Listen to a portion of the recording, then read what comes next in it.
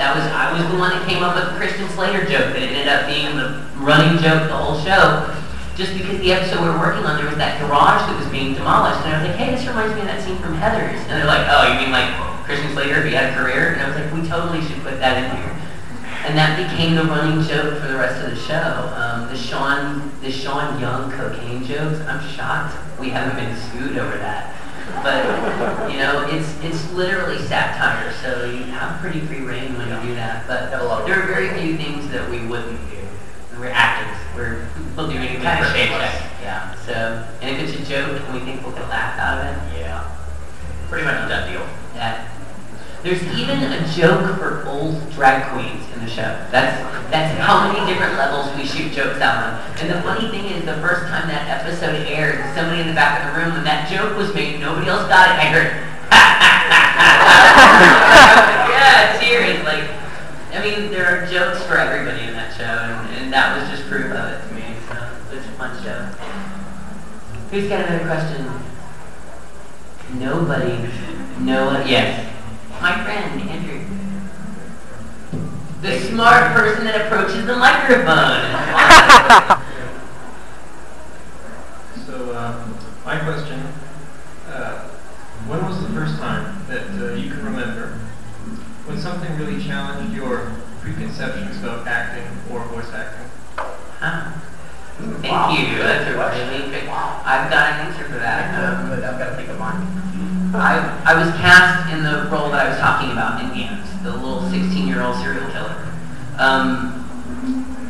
When you say preconceived notion, when you play a villain, there's a part of you that wants to get right up in the mic and like, you know, like that scary thing. But the problem is, it was a child, basically. There was a murder, like a mass murder.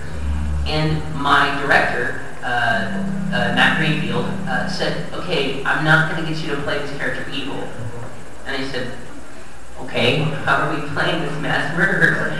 And he said, I need you to treat all of the lines in which you're killing someone like a child that's been given a new toy. And it felt so weird to do. Like, it felt so weird to be sitting on a dead 17-year-old girl, punching her in the face, and giggling and going, come on, girl, wake up, come on, get up, and like laughing. But when you watch it, it almost makes you nauseous because his voice doesn't match what's happening. And it really serves as a real disconnect for that character. Like, it's very clear he's not in his right mind. But that was a real challenge because everything you're taught as an actor is to represent what you're doing or to represent what's going on in the physical. And here you have this character that's like beating up homeless people and setting people on fire and shooting people like rocket launchers. And the whole time he's like, yeah, well, it's time for an upgrade. And like he literally uses an old man as a prop for like a giant rocket launcher, and he's giggling when he fires it. And it's hard to break yourself of the habit of like, this is the bad character, so let's talk in the bad voice. But it was a very cool experience, and like it's an unsettling character to watch on screen for me. So I know my director was right. Like I know he was smart in his decision to do it that way. Mine is kind of similar. When I did Trinity Blood, the character that I play, Mike McFarlane and I worked for a while on how we wanted the first line, kind of where we wanted his voice to sit, which a lot of people want my voice right in here. And so basically the first line was right in here. It was very slow and very arrogant. So then we did the second line, and it's right in here. And then we did the third line, and it's kind of like this. And I went, whoa, we've got to stop right now. And Mike was like, what? Because one of the things you learn as an actor and a voice actor, you don't want to get into a repetitive pattern.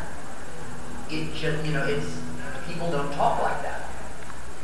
And I said, whoa, I'm getting into a pattern. And Mike's like, no, I want you to.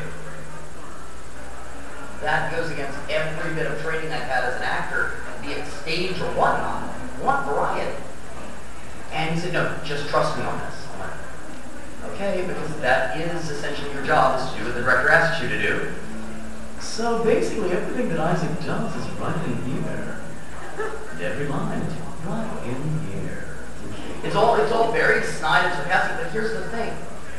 when we were done, Mike said, okay, now I want you to watch all of this. And after a while, if you've got a character who's talking like this, and everything he says is about right in here, after a while, that vocal pattern gets on your nerves so much that it's like, oh, just kill him! But it's not just a sing-song pattern, it's that combined with the arrogance and the condescension that tone implies. And every line, and he should be, he is not, I mean, he is worth hating, the stuff that he does. And Mike set up a very subliminal thing for the audiences to really, really not like him. And that was, you know, it was completely against everything I've been trained of. I have since used it as a director because, you know, here's the hat, here's the rabbit. Whatever's going to get the reaction from the audience that I want, I'm shameless enough to do. So, yeah, that's a great question. The first time we've ever Really done big that. question. Bravo. We don't get questions like that very No. often. Who's got another one? Who wants to try to top that? Yes. That'd be completely irrelevant and off Certainly. like extended. That's awesome. Please do. Please, what is your output on zombies and the apocalypse? Oh, yes! I almost wore my leopard bed shirt. When the zombie apocalypse outbreak happens, I will find the nearest shotgun vendor, and I will be the shoddy. Hopefully an auto shoddy, but a zombie apocalypse ain't no thing if you've got a shotgun. I've got two things. One being a George Romero fanatic, and being a horror movie fan. I'm going to the nearest mall. Locking myself in, keeping them out. No, aside from that, based on some game that I'm playing right now, I would just make sure I had enough plants in my yard to defend me.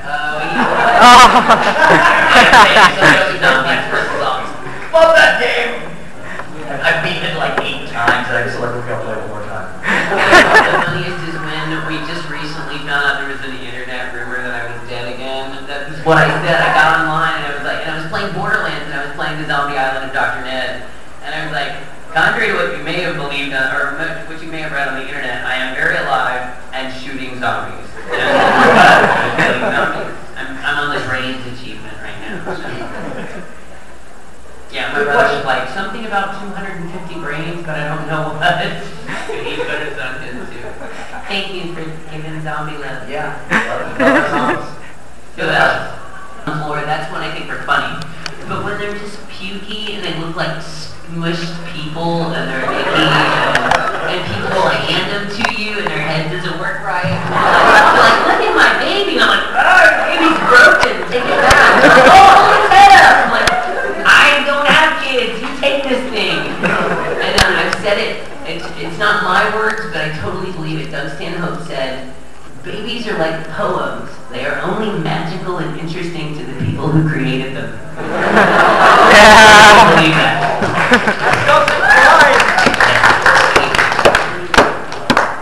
Even though your best friend is what happens. Yes, my best friend is about to have a baby, and I told her, well, and it's going to be a baby boy, which is awesome, because when he's 2, he's going to be so unweaned. Yep.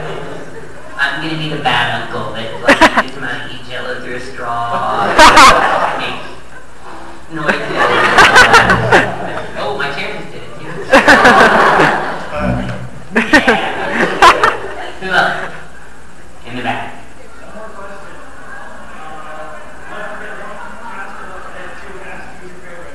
Out of 1. Zoe, but only because of, I always play as Francis, but only because of something that happened if you got the downloadable content called, it was the one that they came out with, or the first one. What is it? Yeah, Crash Course. There is a line, and it's a random line. Francis says, I hate birds. And Zoe says, out of nowhere, and you only hear it once in a while, she goes, yeah, birds are dicks. That's the funniest thing I've ever heard in a game. It's like, I was playing, I was like, I don't know why.